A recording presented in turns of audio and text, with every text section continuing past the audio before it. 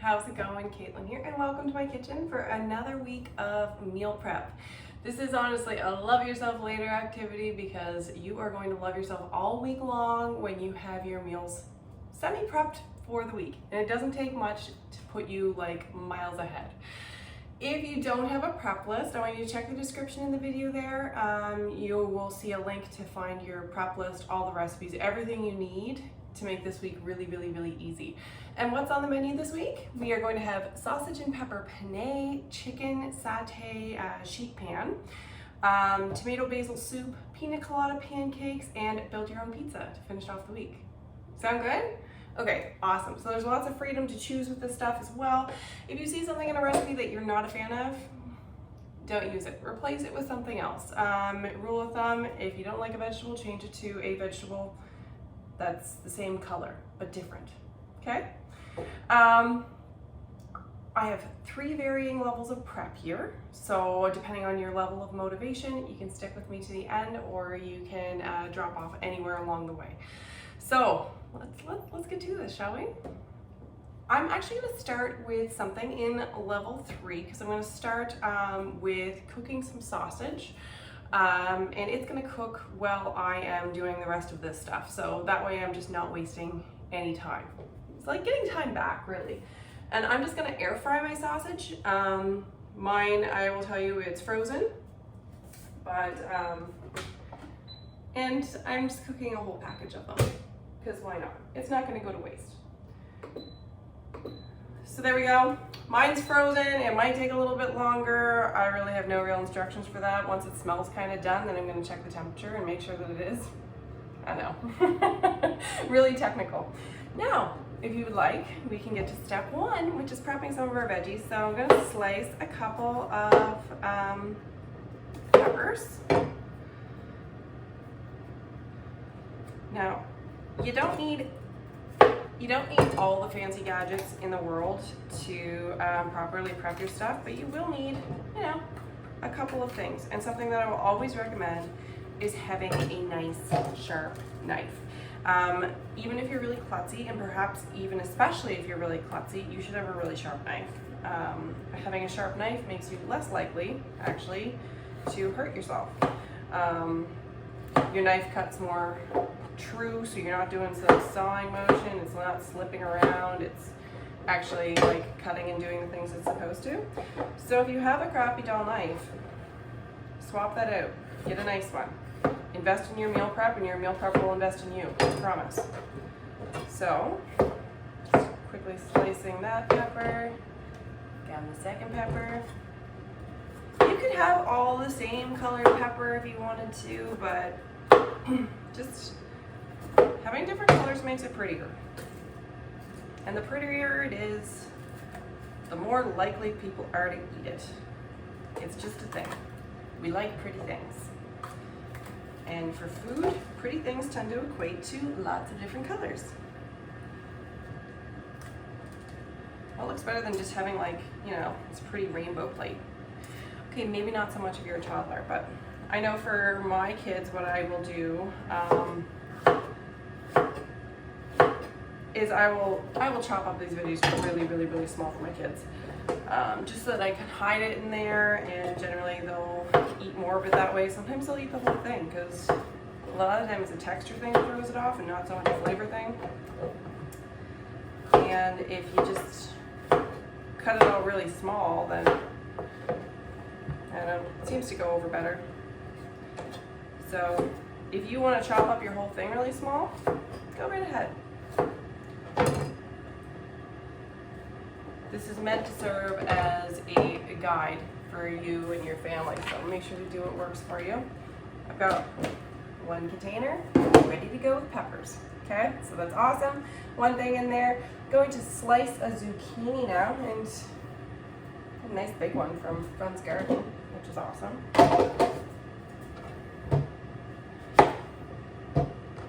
Now, gardening is something I'd like to say that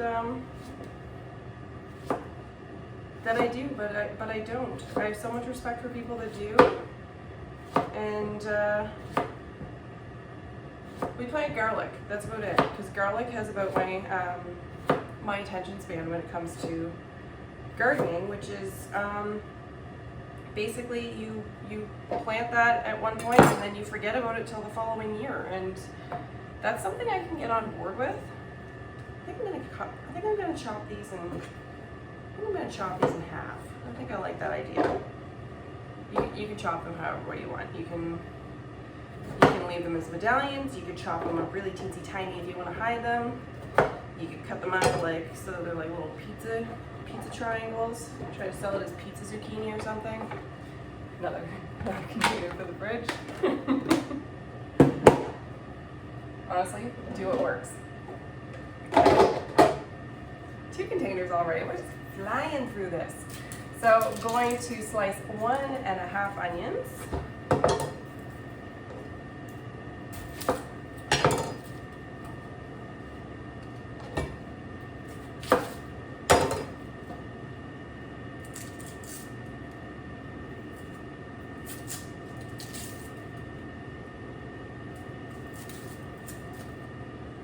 So you'll see here my cutting board. It's a Pampered Chef prep board, and I am honestly in love with this thing. It's got pockets on it, and after you have a cutting board with pockets, then I think it's really hard to go back. If I don't have this, my mess in the kitchen tends to like migrate and take over a whole area, whereas this gives me more of a prep station. So I have like my garbage off to the side, my good stuff in front of me, and it just makes me feel like a prep machine. So if you are a meal prepper, or if you're aspiring to be a meal prepper, you may find that this works for you.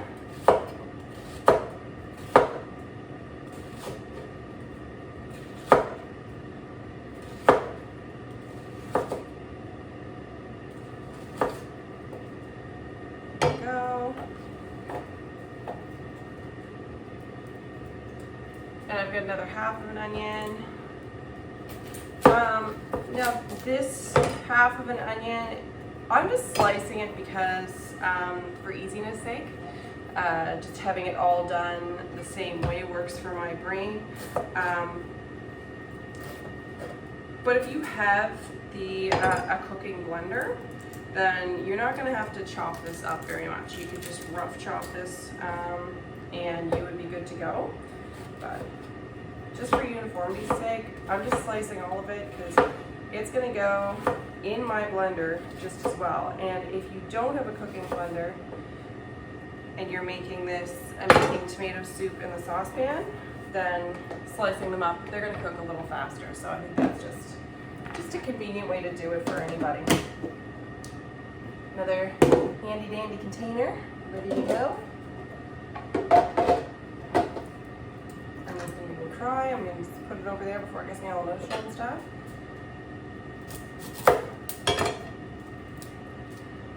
I'm going to thinly slice a red onion here. I might go for a second red onion, just because, like, this one's like tiny. I don't know where these tiny red onions came from. Tiny and stubborn, very stubborn skin. Okay.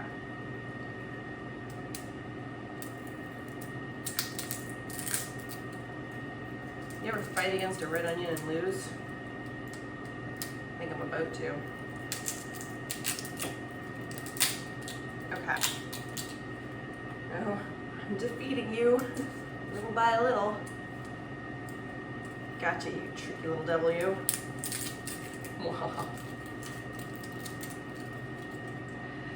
There we are.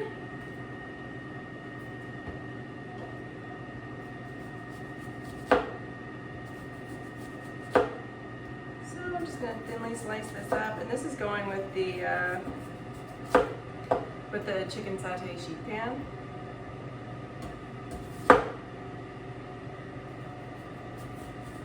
All the deliciousness of chicken satay without having to skewer any meat on a stick.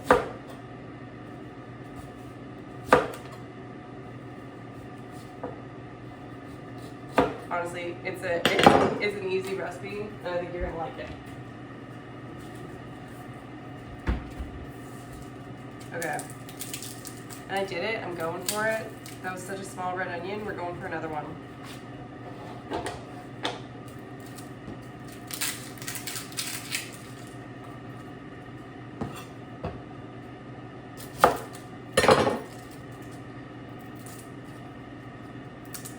Just in case you hadn't won your battle with your red onion yet, give me a minute to catch up as I battle number 2.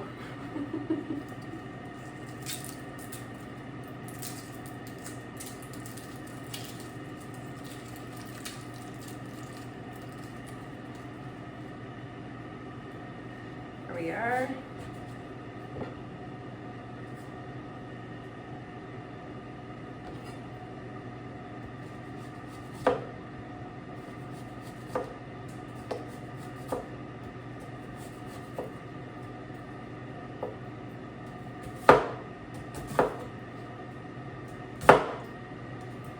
I've done the chicken satay sheet pan with some different veggies as well. I've done it, I feel like the red onion goes really well with it, but if you don't want to do it with the green beans and rice, you could always do it with sweet potato. It's a delicious complement to it. Whew.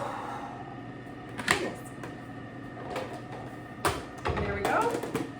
Another container ready, and that is step 1 done. Just getting those few veggies done, honestly, like 10 minutes in, that puts you so far ahead for the week. And if you're still with me, we can move on to step 2. Sound good? Or leveling up? Okay. What I'm gonna do is I'm gonna grate some cheese for the pizza.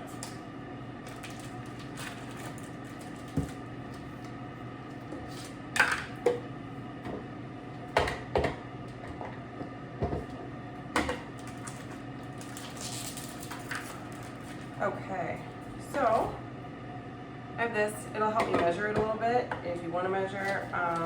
I know generally people measure pizza with their hearts. However, I am dairy free as well, and after a while you kind of lose a little bit of touch with these things, like how much cheese is supposed to go on a pizza, right? So luckily the rest of my family has dairy, so they're able to remind me. And then I try to keep a rough measurement just so that I can make sure I'm prepping it in a way that's going to be satisfying to them, you know? Not throwing half a cup on there and be like, does that look good? And of course, grating a little extra never hurts, because apparently grated cheese tastes better than other cheese. It tends to go missing from the fridge. Also, once it's grated, it's much easier to throw into something else as well. If you're, doing a sandwich or a panini, or even throwing it on a salad or into some egg bites in the morning, like, it will always come in handy. And you could skip this step by buying cheese that's already grated. Those things do save some time and some energy, but oftentimes the cheese that you buy in a block, it'll taste better, it'll have less ingredients in it. Less ingredients is always a good thing. And if you haven't tried it, this Saputo lactose free is really, really good. It gets rave reviews. We'd gone with just like grated pizza blend cheeses before, and not so good. This provides more of something that tastes restaurant quality, which is a huge win. All right, now the last thing that I'm gonna do, oh, congratulations, level 2 is complete. If you are with me all the way, then we will do the last half of level 3, which is I'm going to put together the dry ingredients for pizza dough. If you're buying a mix, then you obviously can skip this step. I do find it affordable and delicious to make my own, but putting together the dry ingredients beforehand makes a world of difference.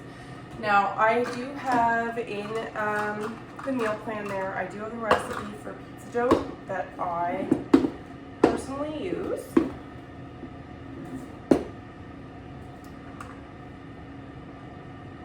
So obviously I'm going to recommend that one because I know it works. But if you have another one, go with that. The recipe in the meal plan is enough to make one large pizza or 2 9-inch pizzas. So if you know that you want more, then double the recipe. So I'm going to be doubling the recipe myself here. It's amazing the difference just having the dry ingredients together makes. It really doesn't take that long, but motivation is a funny thing, and it tends to wane throughout the day, which is what makes prep so important.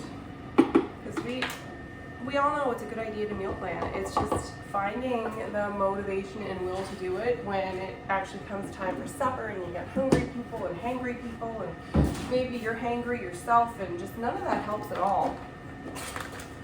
So just doing this a little bit now makes it way more likely that you're actually going to stick to a meal plan.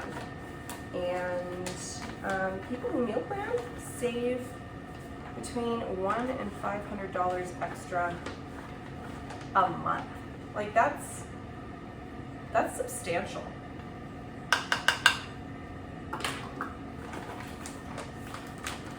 And for some people, that can be money that can make a very, very big difference. And you can actually eat better, quite honestly, when you're meal planning too. Get more variety. Usually you're more careful with where you're putting in your veggies, because it's not just trying to think of, oh crap, what can I put on the side with this? Like, you legit have a plan, right?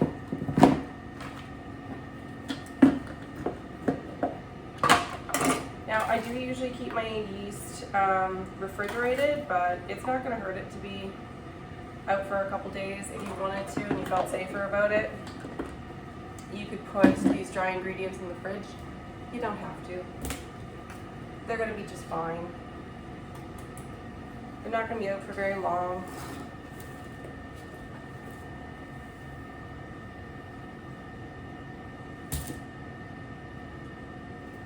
There we go. So that's it. That's a double batch of pizza mix. That's going to make 2 large pizzas, and there's only a couple ingredients that are going to go into a day of. So just doing that little bit is going to make it so much easier. And that's it, my friends. We are good. Yeah, I think my sausages are done. They're squealing anyway. Let's see.